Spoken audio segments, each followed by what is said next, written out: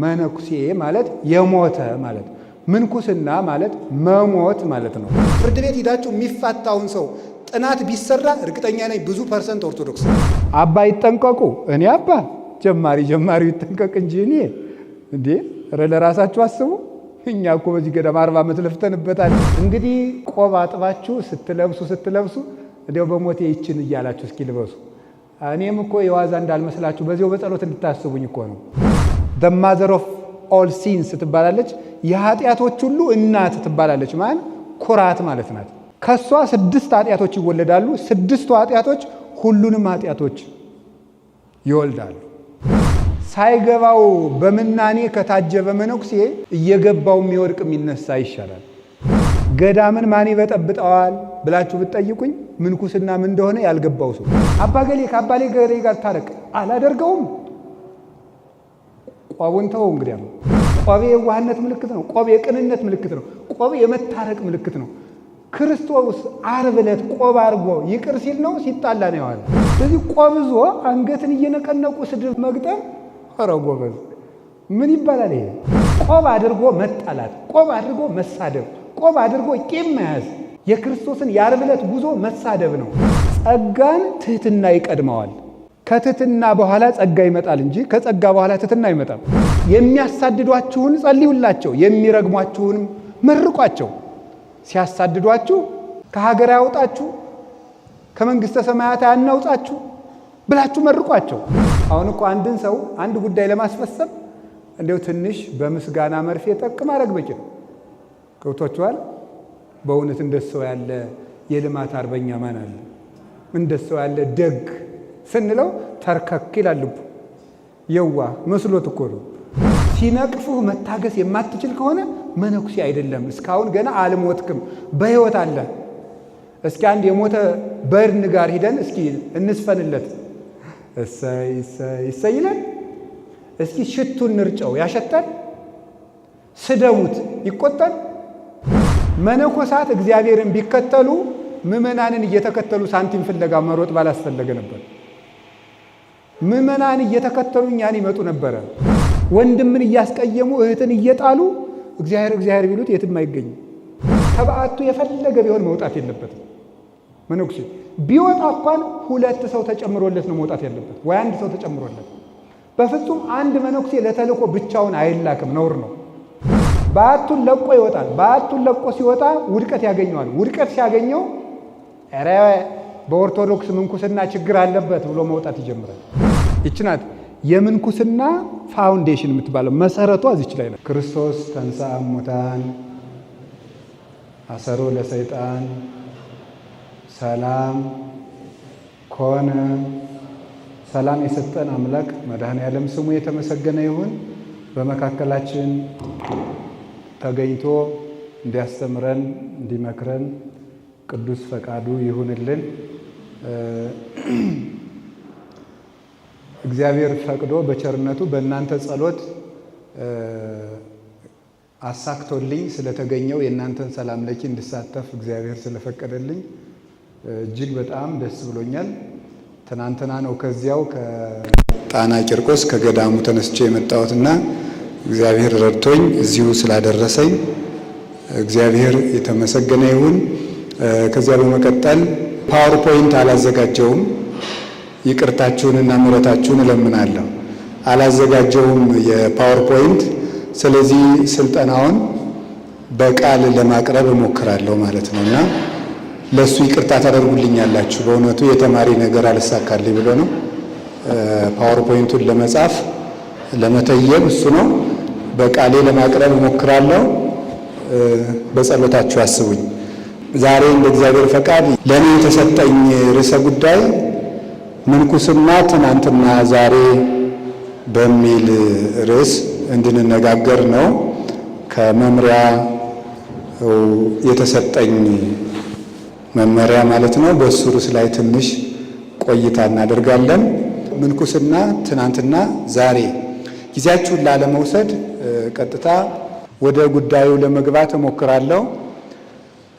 እንደ እውነቱ ለመናገር መዋሸት ስለማይገባ ይሄንን ርዕሰ ጉዳይ እንደኔ ያለ ልጅ የሆነ ሰው ባያቀርበው ደስ ይለኝ ነበር። ልቤ የሚያምነውን መናገር ነው። በእርግጥ ቅዱስ ዮሐንስ አፈወርቅ የሚሰብክ ሰው በሚሰብካቸው ሰዎች ፊት ራሱን ማዋረድ የለበትም፣ ለካ ራሱን የማይሰራውን ነው የሚያስተምረን ብለው ይሰናከሉበታል ይላል እና ቢያመሰግኑትም በልቡ እያዘነ ዝም ይበል ይላል እና አሁን እውነት ለመናገር ምንኩስና ትናንትና ዛሬ ስል ለመመስከር ያስቸግራል። ቅዱስ መቃርዮስ ታላቁ አንድ ጊዜ እኔ መነኩሴ አይደለሁም ብሎ ተናግሮ እንደነበረ ታስታውሳላችሁ። በውስጠኛው ፈታኔ አልባብ በሚባለው በቅዱስ መቃርስ ገዳም በአስቄጥስ በረሃ ሳለ ድንገት ተሐውኮ መጣበት እና ተሐውኮ መጥቶበት ወደ ውስጠኛው በረሃ ሂድ የሚል መንፈስ አነሳሳውና ወደ በረሃው ሲሄድ ሐርገጻት አራዊት ጋር ተስማምተው የሚኖሩ ወይም በአማርኛ መፍታት ቢያስፈልግ አዞው፣ ጉማሬው፣ የባህር አራዊት ከሚኖሩበት ከነሱ ጋር ተስማምተው የሚኖሩ ባይታውያንን ባህር ውስጥ አገኛቸው። እናንተ ምንድን ናችሁ አላቸው። እኛ እንዲያውም ደንግጦ ሊሸሽ ነበረ። እኛ እንዳንተ ሰው ነን አሉት። እንደምን ሆናችሁ ትኖራላችሁ አላቸው። እኛ መዓልትና ሌሊቱን እዚሁ ታግሰን እግዚአብሔር ቁሩን ሐሩሩን አስችሎን እንዲህ ሆነን እንኖራለን። ለመሆኑ እንደ ድሮው ነፋሳት ይነፍሳሉ፣ ብርሃናት ይመላለሳሉ አሉት።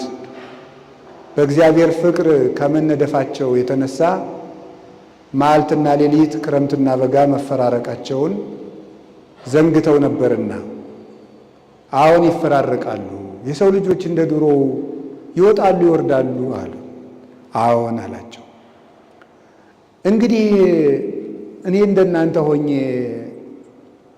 ጸጋ እንዳገኝ ምን ላድርግ አላቸው። የሆነልህ እንደሆነ ግባና ከኛ ጋር ኑር አሉት። እኔስ እዚህ ባህር ውስጥ ገብቼ መኖር አይቻለኝም አላቸው። እንግዲህ እግዚአብሔር ይምርሃልና በባትህ ገብተህ አልቅስ አሉት። ተመልሶ መጥቶ ቅዱስ መቃርስ ለአርዲቱ ልጆቼ እኔ እስከ ዛሬ ድረስ መነኩሴ አይደለሁም አላቸው።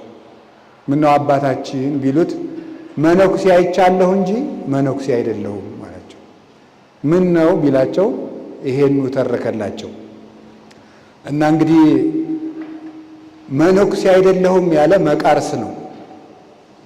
መቃርስ መነኩሴ አይደለሁም ብሎ በቆመበት መድረክ ስለ ምንኩስና ማስተማር ለነፍስ ጭንቅ ነው። አለ ለመባልም አይደለም፣ ሕሊና የሚያምንበትን ነው። እንዲሁ ከሆነ እንግዲህ የእግዚአብሔርን ቃል እንደተጻፈ ለማድረስ የመንፈስ ቅዱስ ሀብቱ ይርዳኝ። ከራሴ ጋር የሚገናኝ ነገር ግን የለውም። ወደ ትምህርቱ ለመሄድ ስሞክር ይሄንን ርዕሰ ጉዳይ እንድንነጋገር የፈቀደልን አምላክ ቅድስት ቤተ ክርስቲያናችንን በፊት ለፊቷ እየመነጨባት ያለውን ማዕበል እንድትሻገር እግዚአብሔር እንዳሰበልን ይሰማኛል። እንደዚህ መሰብሰባችን ቁም ነገር ባንነጋገር እንኳን እሱን ብለን መሰብሰባችን ዋጋ አለው እና እግዚአብሔር በዚህ ምክንያት እንኳ ቢሆን ቤተ ክርስቲያንን እንደሚያሻግራት እተማመናለሁ። ይሄንን ህብረት ሳይ በጣም ደስ ይለኛል። እውነቴን ስነግራችሁ ማለት ነው። እና እንደ ቀላል ነገር እንዳናየው ደስ ብሎን እንድንሄድ ነው። እኛ ለእግዚአብሔር ቤት የምንሰራው ስራ የለንም። እግዚአብሔር በቤቱ ግን ይሰራል። አንድ ሰው በእግዚአብሔር ፊት ሊጎዳ የሚችለው ለእግዚአብሔር ቤት እየሰራው ነው ብሎ ያሰበ እንደሆነ ነው። ለእግዚአብሔር ቤት ሰው አይሰራም፣ እግዚአብሔር በቤቱ ይሰራል እንጂ። እስመ ነሐብር ግብረ እግዚአብሔር ይላል ቅዱስ ጳውሎስ። እኛ ከእግዚአብሔር ጋር የምንሰራ ነንና። ወህንፃ እግዚአብሔር አንትሙ፣ እናንተ ደግሞ የእግዚአብሔር ሕንፃ ናችሁ።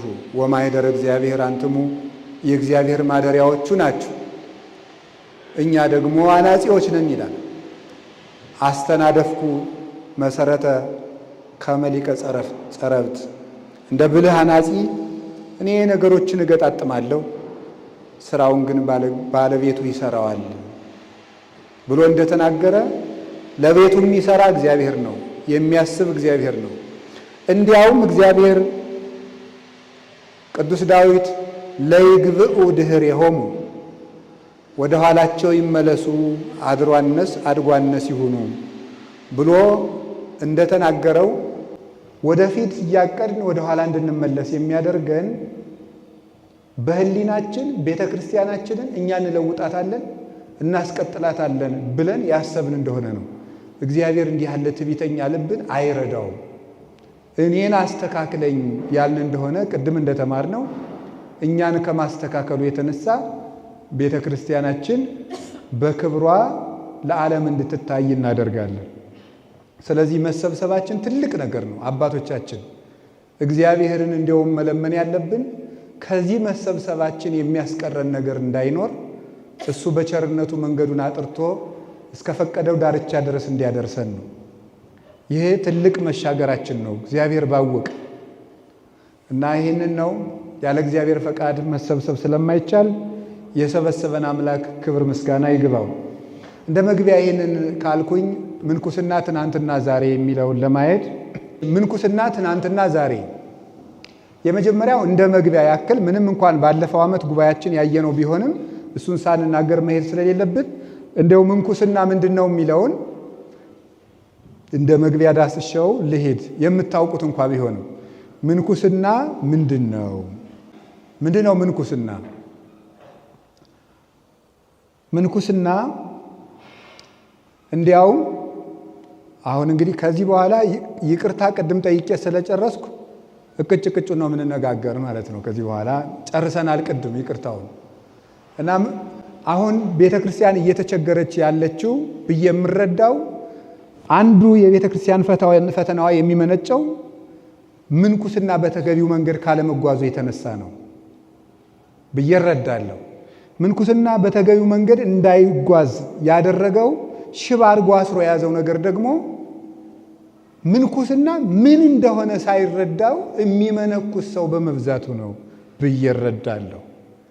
ምንኩስና ምንድን ነው የሚለውን ሳይረዳ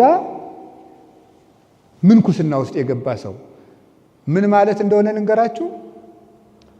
የኢንስታሌሽን ምንነት ሳይገባው የዚህን ህንፃ መብራት ዝርጋታ ሰራዋለሁ ብሎ ቢገባ አንድ ሰውዬ ምን ያደርጋል? ምንም ሊያደርግልን አይችልም። ሕክምና ያልተማረ ሰው ሰርጀሪ ሊሰራን ቢገባ ምን ያደርግናል? እንደው በቢላዋ ቆምጦ ይጣለን እንዴ? እግርና እግራችን ሆዳችን ሁሉ ቆምጦ ይጣለን? ሕክምና ሳይማር አንድ ሰው ኦፕራሲዮን ልስራችሁ ቢለን እኔ እሺ ብዬ ሆዴን እሰጣለሁ? አንስትም። እስቲ እግዚአብሔር ያሳያችሁ። እስኪ ዝም ብሎ አንድ ሰውዬ ሲያርስ የነበረ ሰውዬ መጥቶ የመኪና መሪ ይዞ እስኪ እንዴት አድርጎ ሊያደርገው ይችላል? እና ያላወቁትን ነገር አሁን በጣም አስቸጋሪ ነገር ነው። አንድ ሰው የሚያደርገውን ነገር አስቀድሞ ተርሙን ማወቅ አለበት። ምን ማለት ነው? እሷ ቃሏ ራሷ ምንድናት? ውስጧ የተቀበረው ነገር ምንድነው? ስንት ታወጣለች እቺ ነገር? ከነዋጋዋ ከነመጠኗ ማወቅ አለበት። ይሄን ያላደረገ ሰው ሙያም አውቀውት የሚገቡት ነው፣ ህይወትም ተረድተው የሚገቡት ነው። እና ሳይገባው በምናኔ ከታጀበ መነኩሴ እየገባው የሚወድቅ የሚነሳ ይሻላል። ሳይገባው ምናኔን አጥብቆ የያዘ ሰው ባልገባው መንገድ መልሶ ይወድቃል። ወርቅ ምን እንደሆነ ያላወቀ ሕፃን በእጁ ቢይዘው ሰፈር ሄዶ በአንድ ዳረጎት ለውጦ ጥሎት ይመጣል። የወርቅ ክብር የገባው ልጅ ግን እየተደበደበ የማይጥለው ወይም በከበረ ቦታ ያስቀምጠዋል። ስለዚህ ዕቃን ለመጠበቅ የዕቃውን ክብር ማወቅ ይቀድማል። ዕቃው እንዳይሰበር ለመጠንቀቅ የሚሰበር መሆኑን ውድ መሆኑን ማወቅ ይገባል።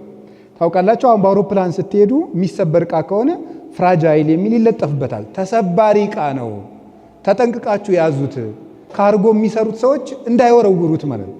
እንዳይወረውሩት የሚሰበር ነው ተብሎ ይጻፍበታል ማለት ነው። ሰው ሲያውቀው ያወቀውን ነገር በጥንቃቄ ይዘዋል። እና አለማወቅ እንዴት ያለ ዱር መሰላችሁ! እንዴት ያለ እኔ አሁን ከዚህ በኋላም እግዚአብሔር ባወቀው በየዓመቱ የዛሬ ዓመትም ምንኩስና ትናንትና ዛሬ የሚለውን መማር የለብንም። ከዚህ በኋላ ገዳማት መነኩሴ ሲቀበሉ አሳውቀውት እንዲቀበሉ እፈልጋለሁ። በእኔ በኩል አበምኔቶች አላችሁ እዚህ ከዘንድሮው ስብሰባ በኋላ ቢያንስ ይህን እርምጃ በገዳማት ኅብረቱም ይሄ እንዲወሰድ እኔ እፈልጋለሁ። በግል አንድ መነኩሴ ከመመንኮሱ በፊት ማወቅ አለበት። ደረጃዎች አሉት። የመጀመሪያ ቃሉን ያስተምሩታል። ቀጥሎ ካም ኤንድ ሲ የሚባል ደረጃ አለው። ቃሉን ማሳወቅ ማለት ሃይማኖቱን ያሳውቁታል። ምንኩስና ምን እንደሆነ ከነገድሉ ከነአክሊሉ ከነድሉ ሩጫውን ከነሽልማቱ ተንትነው ያስረዱታል። ከዚያ በኋላ ካም ኤንድ ሲ ይባላል። ና መተህ እንዴት እንደምንኖር ተብሎ ደግሞ ይፈተናል። ዓለም ውስጥ እንዳለ እየተመላለሰ እንዲያ ይደረጋል። መጨረሻ ላይ ደግሞ ለ40 ቀን ቁጭ እንዲል ይደረጋል። መጨረሻ ላይ 3 ዓመት ማህበር ውስጥ ሳይጨመር መፈተን አለበት። ሳይገባው ይገባል፣ ሳይገባው ይወጣል። ምን ያርገው? ውዱ እኮ አይደለም። በማንም ላይ የመፍረድ ስልጣን እኔ የለኝም፣ አልገባንም። ስለዚህ አሁን እዚህ ያላችሁትን እኔ አልወጣኝም፣ ግን ገዳምን ማን ይበጠብጠዋል ብላችሁ ብትጠይቁኝ ምንኩስና ምን እንደሆነ ያልገባው ሰው በቃ እኔ መልሰው ገዳምን የሚበጠብጠው ማን ነው? ገዳም ያልገባው ሰው። ገዳም አልገባም እኮ አንተ ሰውዬ ይላል ሥርዓተ ቅዳሴያችን ላይ ቤተ ክርስቲያን ውስጥ ቆመ ልብህ ወዲያ ወዲህ የሚል ከሆነ ታወጣከ ቤተ ክርስቲያን ቅድስት ቤተ ክርስቲያን አውጥታ ትጥልሃለች ይላል። አንተ ግን እዛው የቆምክ ይመስልሃል። ቅዳሴው ላይ ያለህ ይመስላል፣ ግን ውጭ ነህ ነው። ሰምታችኋል አይደል? ጌታ እኮ አንኳኩ ይከፈትላችኋል ያለ ለምን እንደሆነ ታውቃላችሁ? ውጭ እንደቆማችሁ ነው ማለት እኮ ነው። በውስጥ ሲታይ አንኳኩ ይከፈትላችሁ፣ ውጭ ያለ ነው ውስጥ ያለን የሚያንኳኳው። ገና ውጭ ላይ ናችሁ እያለን እኮ ነው አንኳኩ ይከፈትላችኋል ያለን። ውስጥ ያለን ይመስለናል፣ ግን ይወጣን ነው። ያ ነው ገዳሙን የሚያውከው የሚበጠብጠው። ገዳማት ወደ ክብር ከመብቃታቸው በፊት ምን ይቀድማቸዋል? ስምምነት ይቀድማቸዋል። ስምምነትን ትህትና ይቀድመዋል። ትህትና ይቀድማል ጸጋ ብሏል ማር ይስሐቅ። ጸጋን ትህትና ይቀድመዋል። ጸጋን ትህትና ይቀድመዋል። ከትህትና በኋላ ጸጋ ይመጣል እንጂ ከጸጋ በኋላ ትህትና አይመጣም። ነገሩ የተገላበጠ ይሆናልና እንደምታውቁት ከመውለድ በኋላ መጽነስ የለም አይደል? ከመጽነስ በኋላ መውለድ ነው ያለው። ተወልዶ የተጸነሰ የለም፣ ተጸንሶ የተወለደ ነው እንጂ።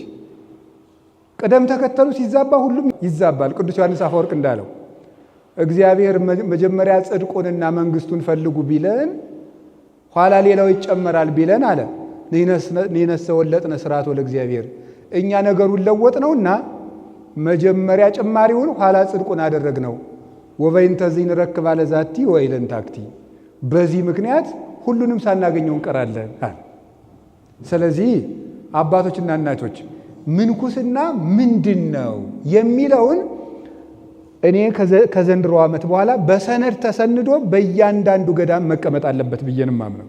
ተቀምጦ አንድ አርዲት ወደ ማህበር ከመግባቱ በፊት ምንኩስና ይሄ ነው ተብሎ ሊነገረው ይገባል ማለት ነው። አንድ ሰው እኮ ተምሮ በአንድ መስሪያ ቤት ለመቀጠር መጀመሪያ ሰርቲፊኬት ያስፈልገዋል። ከዚያ በኋላ ሲኦሲ ይፈተናል። ከዚያ በኋላ ደግሞ መስሪያ ቤቱ የሚያወጣውን ፈተና ይፈተናል። ከዚያ በኋላ ደግሞ ምን ይሰጠዋል? ኦሪየንቴሽን ይሰጠዋል።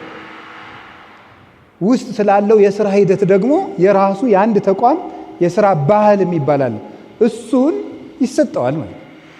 ከዚያ በኋላ ነው የሚገባ። እንደው ያላወቀውን ዓለም ገብቶ ሰው መከራውን ይንዲ እንደዚሁ ካስኮላ ትምህርት ቤት ዝም ብሎ ሮጦ እንደመጣ እንደው ብድግ ብሎ ነውር አይደለም እንዴ? ነውር እኮ ነው። ስልጣን አለ ሁሉም ነገር ማለት ነው።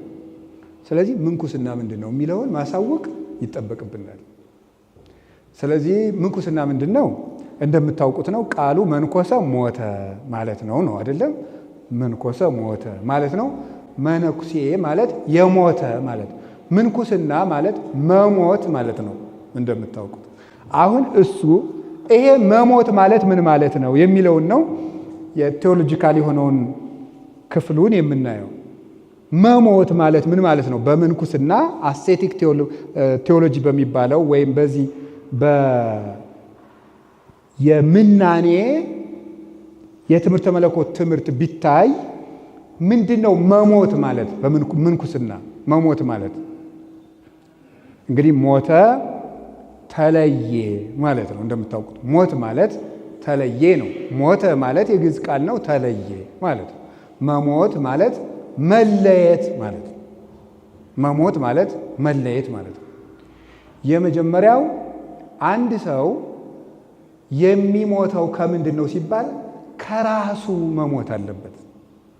አንድ ሰው መነኩሴ ለመባል ከራሱ መሞት አለበት።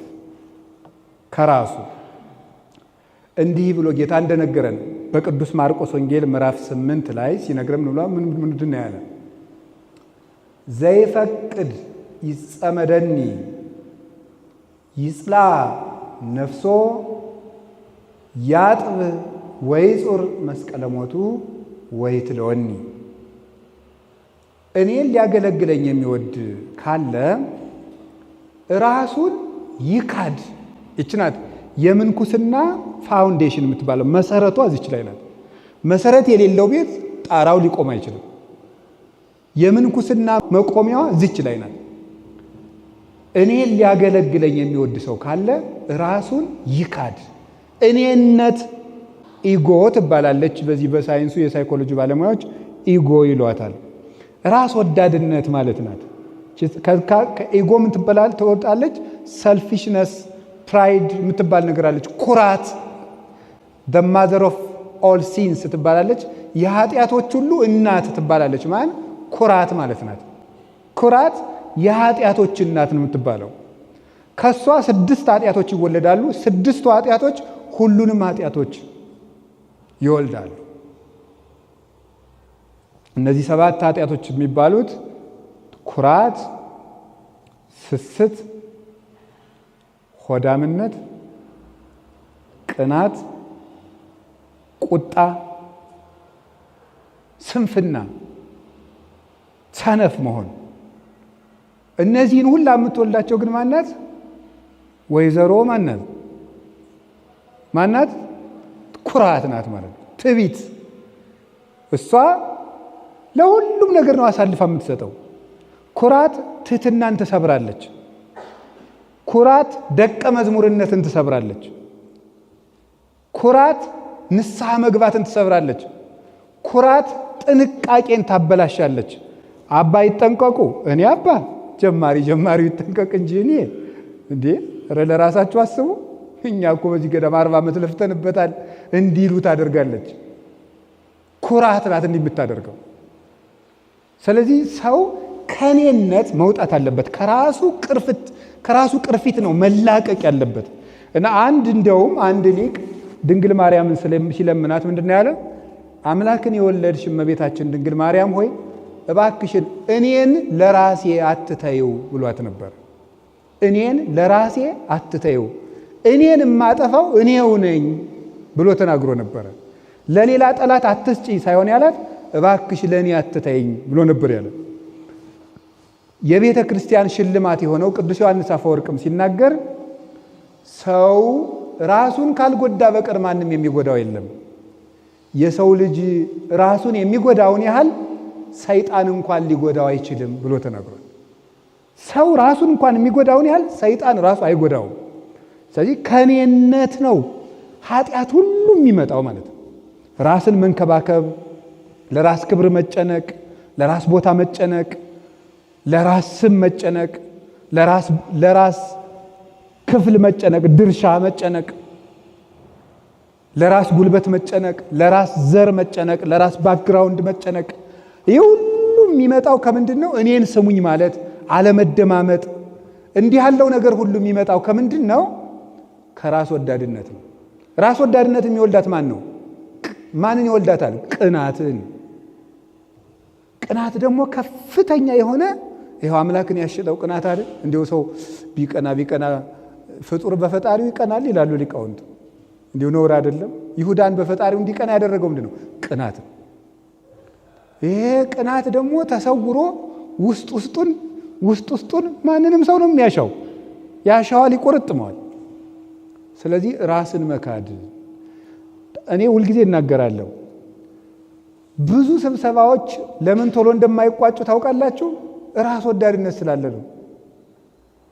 ስብሰባው ያን ያህል ጊዜ የሚፈጅ ስለሆነ አይደለም። ራስ ወዳድነት ስላለ ሁሉም እኔን ስሙኝ ሲል ለእውነት በመጣር ሳይሆን የራስን ሐሳብ በሰው ላይ ለመጫን በሚደረገው ጥረት ወይም ነገሩ ጠቃሚ ከሆነ ግድኔ ካላልኩት ምን አገባኝ ማለትን ትቶ የኔን ሐሳብ እነማን ተቀበሉት እነማን ጣሉት በሚል ምክንያት አንድ ቀን የሚያልቀው ስብሰባ 7 ቀን ይሆናል። ስንነታረክ ማለት ነው። ገዳማትን የሚያምሳቸው ማን ነው? እኔነት አይደለም። እሱ አድጎ ነው የትምኑ የጠብጠው። ስለዚህ የእግዚአብሔር ቤተሰቦች ራስህን ካድ ልጄ። ልመነኩስ ነው ሲል አንድ ሰው ልጄ ሲሰድቡ ዝም ትላለህ? አንተ መተህ 5 ዓመት ከኖርክ በኋላ ለአንተ የሚገባውን ቦታ ትናንት ለመጣ መናኝ ብሰጠው አይከፋህም? በአደባባይ ከሰው መሃል ብሰድብህ ምን ትላለህ ተብሎ ሰው እኔነቱ ሊለቀው ይገባል። ጌታ እኮ ከሐዋርያት ያስለቀቀላቸው ይሄን ነበር፣ እኔነትን። ቅዱሳን ሐዋርያትንም እኮ የቆረጠበ ነገር ነው ይሄ። በውስጥ የተደበቀ ክፉ ትል ነው ይሄ እኔነት። ሰው መሃል ይሰድባቸዋል። ትችት እንዲለምዱ ምን ይላቸዋል? ጴጥሮስን አንተ ሰይጣን ይለዋል። ሌሎችን ደግሞ እናንተ እምነት የጎደላችሁ ይላቸዋል። ከዕለታት በአንድ ቀን ምንድን ነው ያደረገው? ቅዱሳን ሐዋርያት በውስጥ አደረጉና እንዲያው ግን በመንግስተ ሰማያት ግን ታላቁ ማን ነው አሉት። ይህ የክብር ውድድር ነው። ውስጡ ቅናት ነው። ጴጥሮስ ሲሆን ዮሐንስ ሲሆን ቁርጣችን ይንገረን ነው ነገሩ። ማንን ነው እሱ የሚያቀርበው ነው ጥያቄው። ይሄ በገዳማትም ይኖራል። ኧረ ሞልቷል። ሞልቶ እየፈሰሰ ነው። እንዲያው ሞልቶ ደግሞ ይፈሳል። ማን ነው የሚበልጥ አሉት። ይሄን ያሉበት ምክንያት ከዕለታት አንድ ቀን ፈሪሳውያን መጥተው ለምንድን ነው አንተ ግብር ማትከፍለው አሉት። የነገስታት ልጆች ይገብራሉ ያስገብራሉ አላቸው። አይ ያስገብራሉ። እንዲህ ማለቱ ምን ማለት ነው? እንግዲህ እኔ የንጉሠ ነገሥት የአብ ልጅ ሆኜ አስገብራለሁ እንጂ እገብራለሁ እያላቸው ነበር። ነገር ግን ህዝቡ እንዳይታወቁ ቅዱስ ጴጥሮስን ሂድና ከባህር አሳ አጥምደህ ያንን ለኔም ላንተም ግብር ክፈል አለው። ቅዱስ ጴጥሮስ አጥምዶ ለጌታም ለሱም ግብር ከፈለ። ቅዱሳን ሐዋርያት በውስጣቸው ምን የሚል ነገር ቋጠሩ? ላንተም ለኔም ክፈል ያለው ጴጥሮስን ከሁላችን አብልጦ ቢወደው አይደለምን የሚል ነገር ውስጣቸውን ያሻቸው ይቆረጥማቸው ነበር። ቁርጡን እንጠይቀው። በመንግስተ ሰማያት ማን ነው ትልቁ አሉት። ጴጥሮስ ይለኛል፣ ዮሐንስ ይለኛል፣ ታዲዮስ ይለኛል ብለው ሲጥሩ ወፀዋ አሃደ ሕፃን አንድ ሕፃን አመጣና ፊታቸው አቁሞ አማን አማን እብለክሙ እመይተመየጥክሙ ወይ ኮንክሙ ከመዝንቱ ሕፃን ይትበው ውስተ መንግስተ እግዚአብሔር። ካልተመለሳችሁ እንደዚህ ሕፃንም ካልሆናችሁ ወደ መንግስተ ሰማያት አትገቡ ማለት ነው። ነገሩን ከነሱ ጨዋታ አወጣው። ከ12ቱ አንድ ሰው ይጠራለው ሲጠቡ ከነሱ ውጭ የሆነ ልጅ አመጣ። ሊቃውንቱ እንደ ሕፃን መሆን የሚውለውን 7-8 ትርጉም ነው የሚሰጡት። እንደ ሕፃን መሆን ማለት አንደኛ ሕፃን ልጅ አዲስ ልብስ አልብሰውት ለክብሩ ሳይጨነቅ ጭቃው ላይ ሄዶ ይቀመጣል ይላሉ። ትሁት ካልሆናችሁ ራሳችሁን ካልጣላችሁ በመንግስተ ሰማያት ቦታ የላችሁም እንኳን ትልቁ ልትሆኑ ማለቱ ነበረ። እና ከዚህ የተነሳ እንደ ሕፃን መሆን ማለት አንዱ ራስን መጣል። ይሄ ነው በገዳማቱ አንድ ሰው ምንኩስናን አወቀ የሚባለው ቆብ ቀሚስ አሰፍቶ ለበሰ፣ ገዳም ገብቶ ራሱን በረሃብ ቀጣ ማለት ያይደለም። መጀመሪያ ራሱን ካደ ነው። ራሱን መካድ አለበት። ዘመዶቹን፣ ታሪኩን፣ የጀርባውን ባክግራውንድ የሚባለው ለምሳሌ ማስተርስ ኖሮ ገዳም ልትገባ ትችላለህ። ያንተን ማስተር የሚያውቅልህ ገዳም የለም። ከዚያ በኋላ በቃ መነኩሴ ነህ። ፒኤችዲ ሊኖር ይችላል። ያንተን ፒኤችዲ የሚያውቅልህ ገዳም የለም። ከዚያ በኋላ ምንም የሌለህ ድሃ ነህ። አዋቂ ብትሆን አላዋቂ ነህ። የሀብታም ዘር ብትሆን ድሃ ነህ። ምንም እስካሁን የሰራው በዓለም የነበረ ዝና ካለ ስትመነኩስ ራስህን ባዶ አድርግ ነው። ራስህን ባዶ አድርግ። ክርስቶስ ወነሳ አርአያ ገብር እንደተባለ የባሪያን መልክ ይዞ መጣ እንዳለ ራስህን የባሪያን መልክ ማስያዝ ባሰረ ክርስቶስ መሄድ ነው። መመንኮስ ማለት እንደሱ ነው። በልብ ያለ ትሕትና ናት። ስለዚህ መሞት ማለት ራስን መካድ ነው። ይህንን ቅዱስ ጳውሎስ ጠቅሶታል። ገላትያ ምዕራፍ 2 ቁጥር 20 ላይ እንዲህ ብሎ ጠቅሶታል። መመንኮስ ማለት የትኛው እንደሆነ ይሄን የሚጠቅሰው ወተሰቀልኩ ምስለ ክርስቶስ ወአንሰ ኢሃሎኩ ወበሕይወተ ክርስቶስ አሎኩ። እኔ ከክርስቶስ ጋር ተሰቅያለሁ፣ አሁን እኔ ሞቻለሁ። እኔ አሁን የለሁም፣ ክርስቶስ ግን በእኔ ይኖራል ይላል። መመንኮስ ማለት ይሄ ነው። እኔ አሁን የለሁም፣ ክርስቶስ በእኔ ይኖራል። እንዴት ያለ ነው! ይሄንን ነው በዚህ በቤተ ክርስቲያን ትምህርት ቲኦሲስ ይባላል። በቴዎሎጂ ትምህርት አለ። ቲኦሲስ ማለት ሱታፊ አምላክ ነው። እግዚአብሔርን መምሰል ነው። ሰው ከፈራሽ በስባሽነት እየወጣ የፈጠረውን እስከ መምሰል ይደርሳል። ያን የሚሆነው ግን የራሱን ባዶነት ሲክር ነው። እና ቅዱስ ጳውሎስ ምን አለ? እኔ ሞቻለሁ፣ በእኔ የሚኖረው ክርስቶስ ነው። ያ ማለት ምን ማለት ነው? እማስበው እንደ ጳውሎስ ሳይሆን እንደ ክርስቶስ ነው። የጳውሎስ ልብ ሞቶ የክርስቶስ ልብ በጳውሎስ ውስጥ ይኖራል ማለቱ ነበረ። የኔ የጳውሎስ ልብ ሞቶ የክርስቶስ ልብ በእኔ አለ እያለ ነበረ። አንደኛ ቆሮንቶስ ምዕራፍ 2 ላይ ሲናገር ነይነሰ ህሊናሁ ለክርስቶስ ብነ፣ እኛ ግን የክርስቶስ ልብ አለን ይላል። ደስ ነው የሚለው ይሄ ቃል። እኛ የክርስቶስ ልብ አለን። የምናስበው በክርስቶስ ልብ ነው። አሁን በምን ልብ እያሰብን ነው እንግዲህ ምንኩስና ምናምን የምንለው? በክርስቶስ ልብ ማሰብ እንግዲህ ገዳም ውስጥ ገብቶ በብዙ ልብ የሚያስብ ይኖራል። ግን በክርስቶስ ልብ ማሰብ ሊቁ ቅዱስ ዮሐንስ አፈወርቅ ይህን ሲናገር ወገኖቼ ይህን ሲተረጉም ቆሮንቶስን በተረጎመበት በሰባተኛው ድርሳኑ ሲናገር እኛ የፓይታጎረስ ልብ የለንም፣ እኛ የሶቅራጥስ ልብ የለንም፣ እኛ የፕላቶ ልብ የለንም፣ እኛ ያለን የንጉሠ ነገሥት ክርስቶስ ልብ ነው ይላል። እኛ ያለን የክርስቶስ ልብ ነው።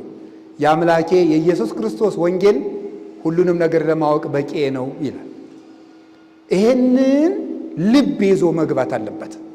የክርስቶስን ልብ ይዞ ይግባ እንጂ እዚያ ኤቢሲዲ ውስጥ የያዘውን ልቡን፣ እዚያ ቤተሰብ ውስጥ የያዘውን ልቡን፣ ሰፈሩ ላይ ያጠናውን ልቡን፣ በቄስ ትምህርት ቤትም የያዘውን ትዕቢተኛ የሆነ ልቡንም ቢሆን የትም የያዘ ልቡን ይዞ እንዴት ገዳም ገብቶ ሰው ልብስ የለበሰ ትዕቢተኛ ይሆን እንዴ? ቢጫ የለበሰ ወይባ የለበሰ ቆብ ያረገ ትዕቢተኛ ይሆን እንዴ? ምን ያረግልናል? እኛም የምንፈልገው የክርስቶስን ልብ ይዞ የገባ ሰው ነው። የዘመዶቹን ልብ ይዞ የሚገባ አንፈልግም። የራሱን ልብ ይዞ የሚገባ፣ የእግዚአብሔርን ልብ ይዞ የሚገባ። ራስን መካድ ማለት እሱ ነው። አሁን እዚህ ማላ ስንስቼ አንድ ሰው ብሳደብ ምን ይሰማችኋል? እሱ ነው እኮ ራስን መካድ ማለት።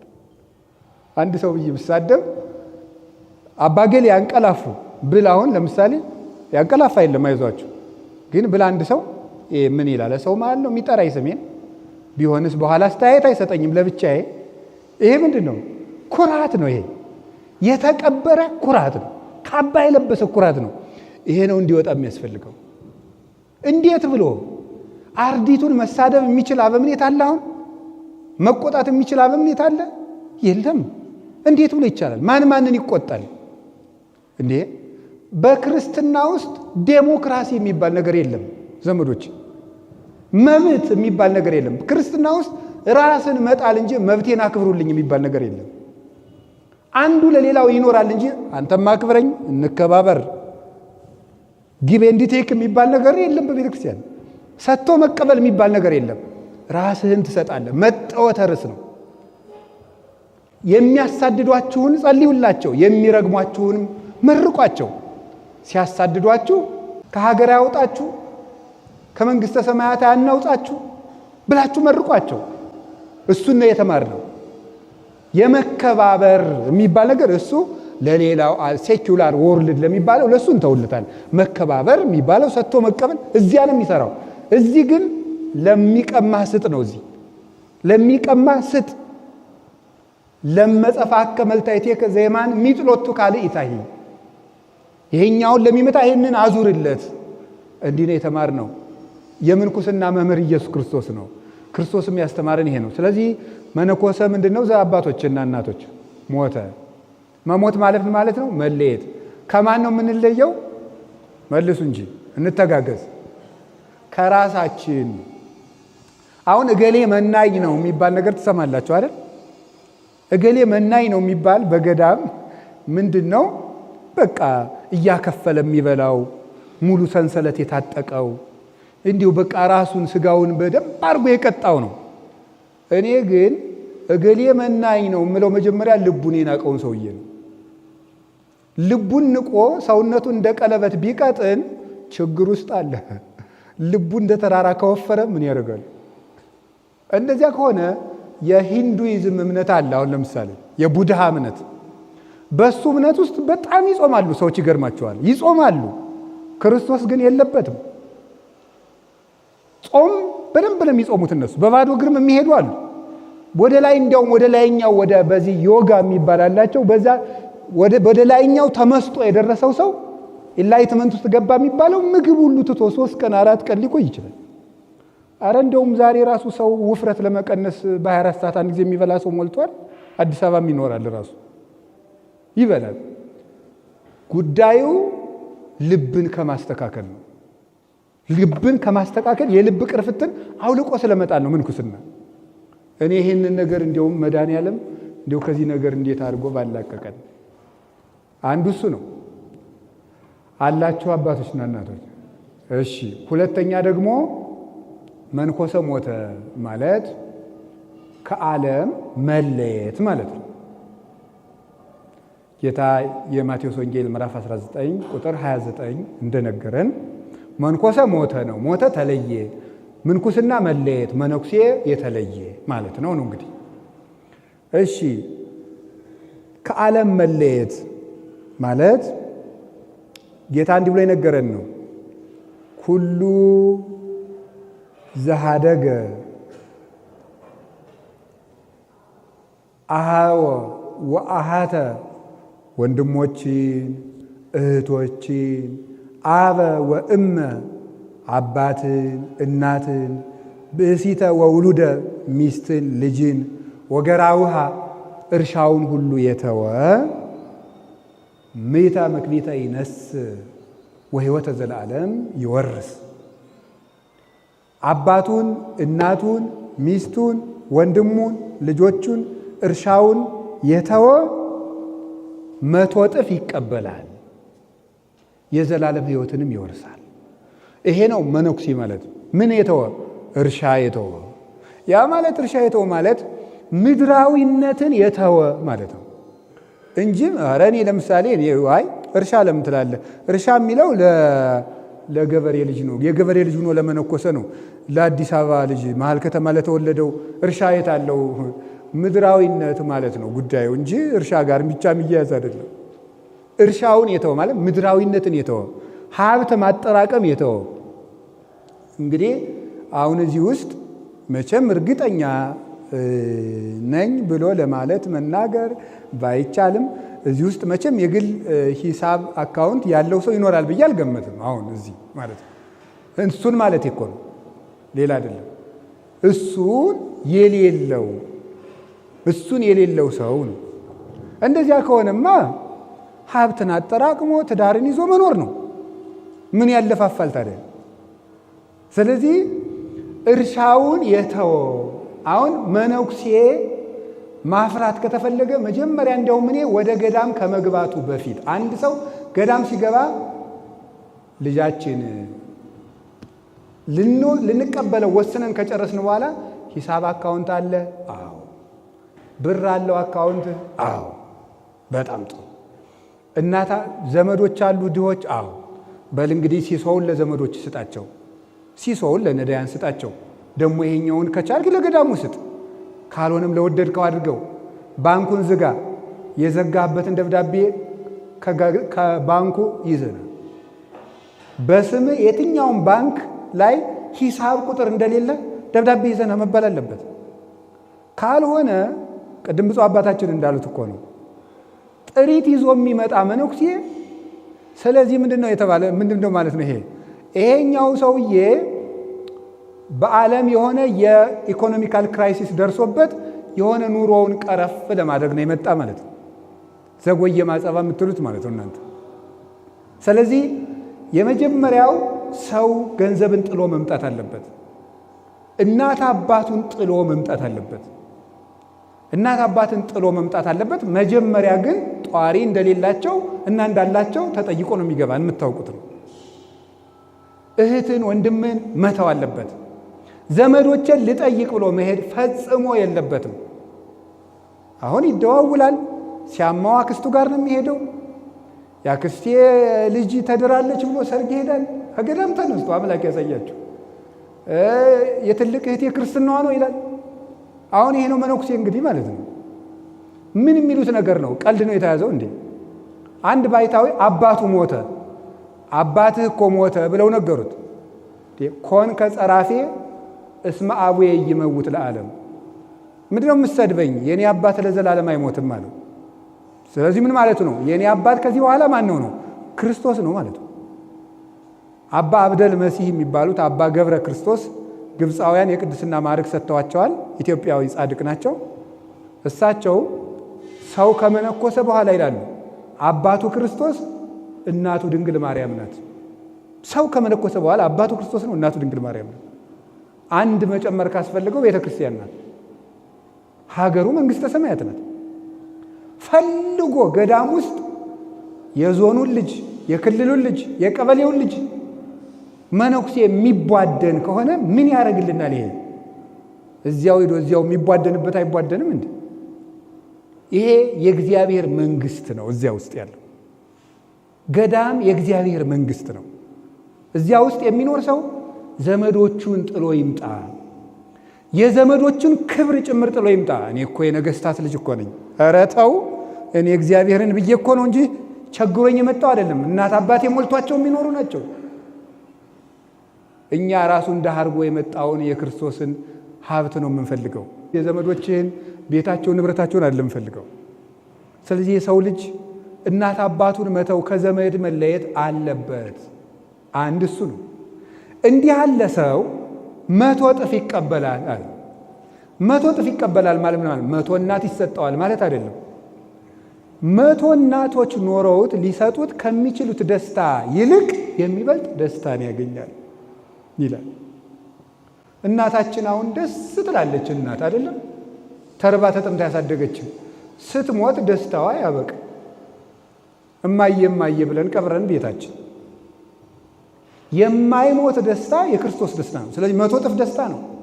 አንድ እናቱን ትቶ ሽናት የማይሰጡትን ደስታ ያገኛል። 100 እጥፍ ሚስትን ስለኔ የተወ 100 እጥፍ ይቀበላል አለ። ሚስት ቅዱስ ጎርጎርዮስ ዘኑሲስ እንደሚናገረው አንተ ሰው መልከኛ ሚስት አግብተህ ወጥተህ ገብተህ አይን አይኗን ታያታለህ፣ ውለህ መጥተህ እስከምታያት ትቸኩላለህ። ልጆቹን ወልዳ አባ አባ ሲሉ ደስ ይልሃል። እንግዲህ ከዕለታት አንድ ቀን ጥላህ ሙታ አባ እንጎቻ አባ እንጀራ ሲሉህ እናት ቢኖራችሁ መቼ ርባችሁ ነበር ብለህ የምታዝን አይደለምን? ወጥተህ ስትገባ እሳት አንድዳ ቤቱን ብርሃን አድርጋ ትቆይ የነበረች ሴት ማታ ስትመጣ ጨልሞ ስታገኘው በዚያ ትካዜ የምትጎዳ አይደለምን? እንግዲህ የድንግልናህን ያህል ክብር ወዴት ይገኛል ብሎ ያመጣል። 100 እጥፍ ይቀበላል ማለት ምን ቢዋደዱ ጥላው ትሞትና ያዝናል። ምን ቢዋደዱ ጥሏት ይሞትና ታዝናለች። የሚያምር ባል ብታገቢ ከሰው መሃል ቢያኮራሽ ሰርቶ ጥሮ ግሮ ልጆችሽን ቢያሳድግ ቤቱን ቢሞላው ጥሎሽ ሙቶ ልጆችሽን አንድ ሰው በኮረኮማቸው ጊዜ አባት ቢኖራችሁ ማን ይመታችሁ ነበር ብለሽ የምታዝኝ አይደለምን? እንግዲህ ምናኔን የሚስተካከል ክብር ወዴት አለ ይላል። ስለዚህ አንድ ሰው 100 እጥፍ ይቀበላል ማለት የማይቀማ ደስታ ያገኛል ማለት ነው። ፍስሐ ዘይቱ የዳዘወቱ የማይነጥፍ ደስታ ከተሰጠ የማይነሳ ደስታን ታገኛላችሁ፣ የዘላለም ሕይወትን ትወርሳላችሁ ማለቱ ነው። ስለዚህ መንኮሰ ሞተ ማለት መለየት ማለት ከዘመድ ከገንዘብ በራስ ዘመድ ከመመካት ከእንዲህ ያለው ነገር ሁሉ መላቀቅ ማለት ነው። መሞት ማለት ነው። ከቃሉ ጋር ናችሁ። ሶስተኛ እስኪ በደንብ አዎ በሉ። ምዕመናን መሆን አለባቸው በግድ በደንብ አዎ የሚሉ እስቲ እናንተም እንደ ምዕመናን በሉ አዎ በሉ። እንዴ እናንተ ከበር ብላችሁ ነው አዎ አዎ የምትሉ። እስቲ አዎ በሉ በሉ። አዎ እንደሱ ነው እንዴ። አሁን ትትና እነዚህ ነው አመልመድ ያለብን። እሺ ይሄ ልጅ ምንድነው በሉ በሉ የሚለን ብላችሁ ነው አዎ በማለት ጥሩ ነው። እሺ ሶስተኛው መንኮሰ ሞተ ነው። መሞት ማለት ምን ማለት ነው? መሞት ማለት እዚህ ውስጥ እንደ ሞተ ሰው ምንም ነገር የማይቀበሉ ሆኖ መኖር ማለት ነው። ይሄ ማለት ምን ማለት መሰላችሁ? አባ መቃርስን አንድ ሰው እንዴት ብዬ ልኖር አለው። ሂድና መቃብር ቦታ ሄደህ ሙታንን ስደባቸው አለው። ሰደባቸው። አሁን ደግሞ ሂድና አመስግናቸው አለው። አመሰግናቸው። ምን አሉ አለው። ምንም አላሉኝም። አንተም እንደዚህ ሆነ ኑር አለው። ምን ማለት ነው? ቢሰድቡህ የማትደነቅ ቢያመሰግኑህ የማትደነቅ ሁን። አሁን እኮ አንድን ሰው አንድ ጉዳይ ለማስፈጸም እንደው ትንሽ በምስጋና መርፌ ጠቅ ማድረግ በቂ ነው። ገብቷችኋል? በእውነት እንደሰው ያለ የልማት አርበኛ ማን አለ? እንደሰው ያለ ደግ ስንለው ተርከክ ይላል ልቡ። የዋ መስሎት እኮ ነው አይደለም። ብዙ ሰዎች ቁልፋችን ፈተው የልቡናችን መዝገብ በርብረው የሚወስዱብን በምስጋና ቁልፍ ነው የሚፈቱን ሰዎች ማለት ነው። በደግ ከፍ ዝቅ ብሎ እንደዚያ የማትልሁን። አንዱ ሰው እኮ በቅቻለሁ ብሎ እስኪና በሉታል አባጋቶን ተጠርቶ መጣ። ኧረ አንዴ በቃ መነኩስ ያለ ያግኙት ናበሉት። አንተ ማትረባ አንተ ነህ ሲሉት ተቆጣ። ከበቃ እንደ ሞተ ሰው መሆን አለበታ። ሲነቅፉት መናደድ የለበትም። ሲያመሰግኑት መፍለቅለቅ የለበትም። የዚያ ጊዜ አንተስ ውስጡን ሌቦች ሰርቀውት ላዩን ቀለም የተቀባ ቤት ትመስላለህ። ሲነቅፉህ መታገስ የማትችል ከሆነ መነኩሴ አይደለም። እስካሁን ገና አልሞትክም፣ በሕይወት አለ። እስኪ አንድ የሞተ በድን ጋር ሂደን እስኪ እንስፈንለት። እሰይ እሰይ እሰይ ይላል። እስኪ ሽቱን እንርጨው፣ ያሸታል። ስደሙት፣ ይቆጣል። ዘውድ እንድፋለት፣ ይነግሳል። ሙቷል። መነኩሴ እንደ ሞተ ሰው ይኑር ማለት ምንም የማይጨንቀው፣ ቢታማ የማይጨንቀው፣ ቢነቀፍ የማይጨንቀው፣ አድማ ቢነሳበት የማይጨንቀው፣ ልቡ ለጻድቅ ውኩል ከማንበሳ። አሁን እኛ ገና አንድ አሽሙር የሚያሸማቅቀን ሰዎች ነን። 3 መነኮሳቱ ነው። አንዱን መነኩሴ ከተጠቋቆሙበት እኔ እዚህ ገዳም መኖር አልችልም እየተጠቋቆሙብኝ ነው ይላል። ይሄንን ነው ዓለሙ ሁሉ ጠላህ ቢሉት ግድ የለም እኔ ዓለሙን ቀድሜ ጠልቼዋለሁ ብሏል ቅዱስ አትናቴዎስ። ስለዚህ በዚህ መሰረት መንኮሰ ሞተ የሚባለው ለሱ ነው። ከዓለም ተለይቶ ለክርስቶስ የሚኖር ሞተ ይባላል።